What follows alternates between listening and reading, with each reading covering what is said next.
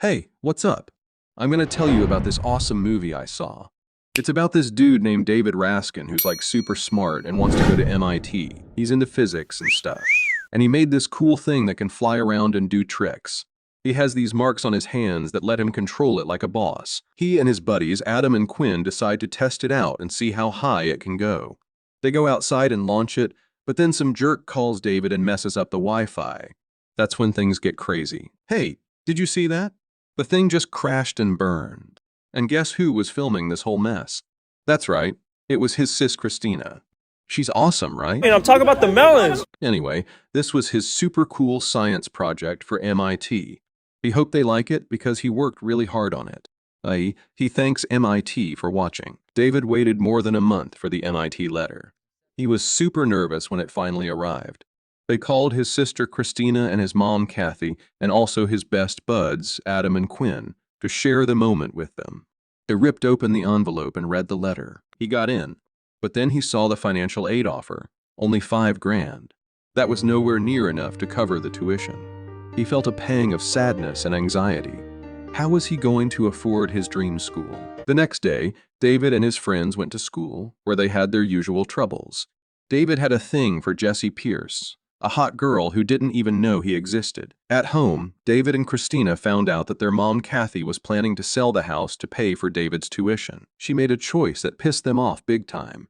David was desperate for some cash to go to MIT, so he searched the attic for anything valuable. Christina followed him, and they stumbled upon an old VHS tape of David's 7th birthday. That was the last time they saw their dad Ben alive before he got killed in a car crash. They played the tape, and David spotted something weird. He saw himself as a 17-year-old in the party crowd. He showed the tape to Adam and Quinn, who freaked out and couldn't believe their eyes. How the heck did he end up in two places at once? He watches the video again and again, looking for clues.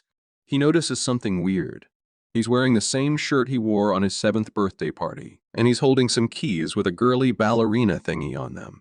He remembers now. It was Jessie's bag, not his.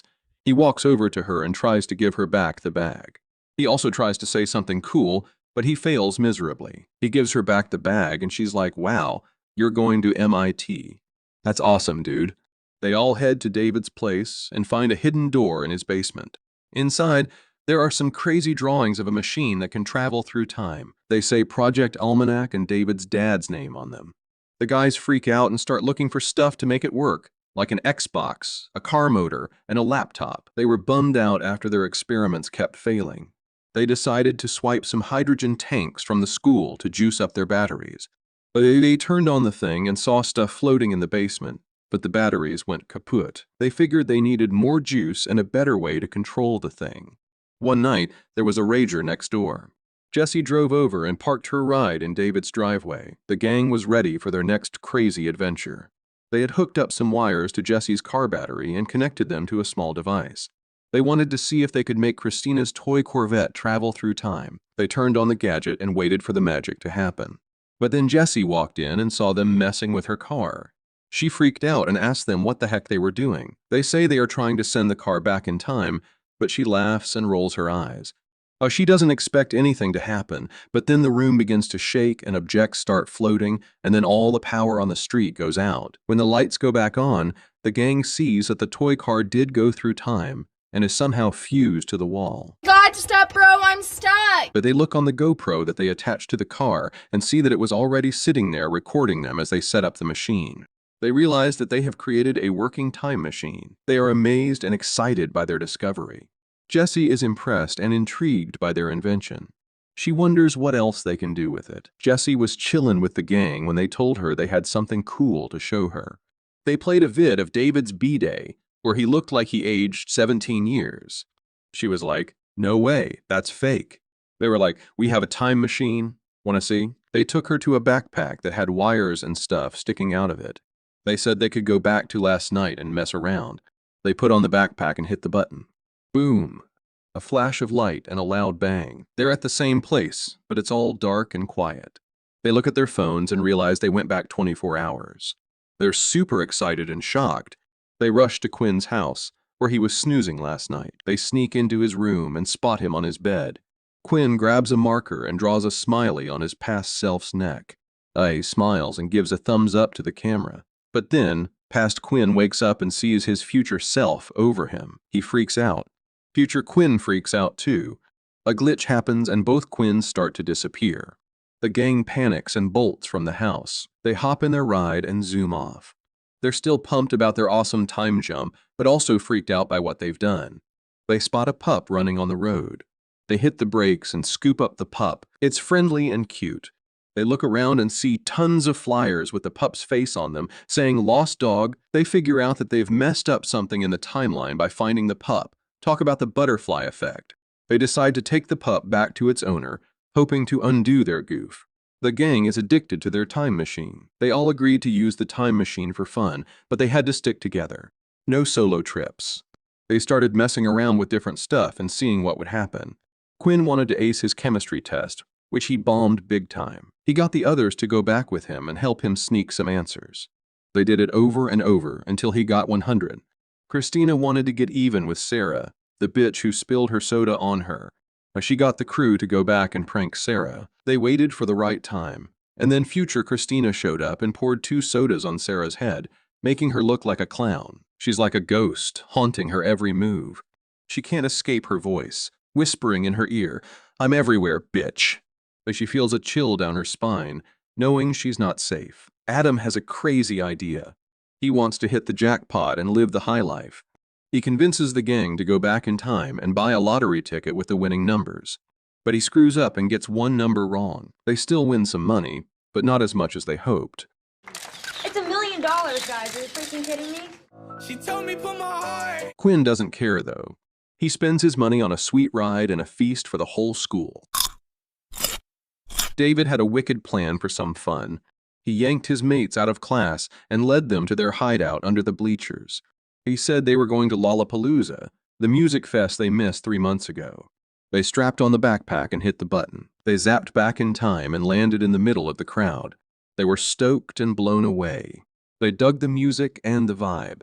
They scored Vite passes by buying them online in the present for a bargain. It was awesome to hang out with their fave band backstage. They snapped some pics and chatted with them.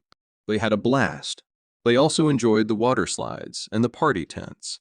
Christina and Adam got cozy and smooched. David hung out with Jessie, who he had a crush on. She liked him back, but he was too shy to make a move.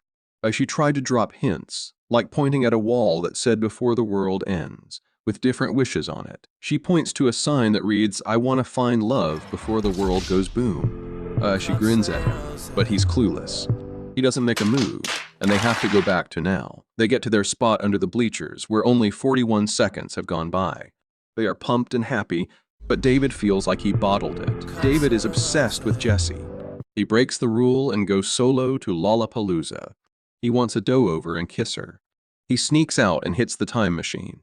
He goes back in time and finds Jessie at the wall. He doesn't wait this time. He tells her he digs her and kisses her hard.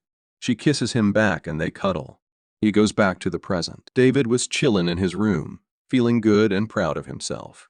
He wanted to chat with Jessie, his crush, but he was too chicken to call her. He picked up his phone and dialed her number, but then he saw her phone on his desk. He heard some noise from the bathroom. He looked up and saw Jessie coming out of the shower with just a towel around her. She said, "Hey, what's up?" He was like, "What the hell?" He asked her if they hooked up. She said, "Yeah, duh." David and Jessie were happy together. But all good things must come to an end. They walked to school hand in hand and grinned like idiots. They didn't pay attention to the weird stuff that was going on around them. Justin, the school's basketball star, is hobbling around on crutches. He looks pissed and sad. Sarah passes by David, crying her eyes out. Banner on the wall says Titans basketball. Better luck next year. It's ripped and faded. David doesn't care about any of this. He only has eyes for Jessie. David meets up with Adam and Quinn after school. They look freaked out and scared. They tell him some bad news. A plane crashed and killed 77 people. Sarah's dad was the pilot. They show him the news on their laptop. They say it happened the same day they went to Lalalapalooza. They think they messed up the timeline by time traveling. They also think they screwed up the basketball game, where Justin broke his leg and they lost the championship. David is stunned and horrified, and He can't believe what he has done. David feels like crap and blames himself for the plane crash and the basketball game. David has a plan to fix his past. He slips out of his home and heads to the time machine. He zaps back to the night of the party, when they first tried the time machine with Christina's toy car. He remembers that they messed up the power that night, which made Justin get hit by a car and break his leg. He waits for his chance and then dashes to the street. He spots Justin crossing the road and a car zooming towards him. He shoves Justin out of the way and saves him from the car. The other people at the party see what he did and clap for David. He checks his laptop and sees that everything is different. The basketball team won the championship and Justin is a star. The plane landed safely and Sarah's dad is alive. David is stoked and happy. He thinks he fixed everything. However, Adam ends up in the hospital after a freak accident at the basketball game. Quinn tells him that Adam is in critical condition and might not make it. David is shocked and terrified. He realizes that he's screwed things up again. David is freaking out. He has to save Adam from dying. He snatches the backpack and bolts to his place. He dashes to the basement and hooks up the time machine. He hits the button when Jessie shows up. She spots him and wonders what's up. He can't waste time talking. He warns her to back off. They end up time traveling together. Jessie and David are in the basement again, but it's earlier that day. Jessie is freaking out. She's like, "What the hell, David? How did this happen?" He says he snuck out to Lalalapalooza and kissed her. He did it because he had a crush on her. Jessie can't believe it. She's like, "You didn't have to do that, you idiot.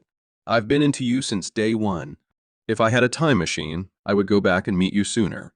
You screwed everything up by lying to me and messing with time." David stammers and tries to say sorry, but she's not listening. Future Jessie watches the scene from a distance, but she feels a weird tingling in her body. He tries to catch her, but he's too late. The only thing left of her are her car keys. He figures that the only way to fix it is to go back to his 7th birthday and stop his dad from making the time machine. He snatches the backpack and bolts to his house. Quinn arrives at David's house. He is worried and angry. He has heard that Jessie is missing and that David is involved. He confronts David and demands an explanation. The police show up at David's house. He needs one more can of hydrogen to juice up the time machine. He remembers that the school has one in the lab. He decides to make a run for it. David sneaks into the school and heads for the science lab. He grabs the hydrogen canister and stuffs it in his backpack. He hooks it up to the gadget and switches it on. The cops get a tip that David is at the school. He sets the time machine to his 7th birthday, 10 years ago. A huge flash and a loud bang cover him. He goes back in time. David goes back to his 7th birthday. He checks himself out in the mirror and remembers the video that got him into this mess. He runs to the basement and sees his dad working on the time machine. His dad sees him and figures out that he made the time machine work. He is blown away and proud. His dad hears him out and gets it. David hugged his dad and let go. He grabbed all the time machine stuff and stuffed it in a bag. He lit it up and watched it burn. He felt a weird feeling in his body. He looked at his hands and saw them flickering. David was back in the now in the attic where Christina found him. They saw their dad's video camera, which had recorded what they did and said just minutes ago, then wondering how the camera got there. Exactly. The gang is at school. He goes over to give it to her with more confidence. He repeats a statement that Jessie made to him the first time they spoke. He leans in and whispers in her ear, "This is gonna sound crazy, but I think we're about to change the world."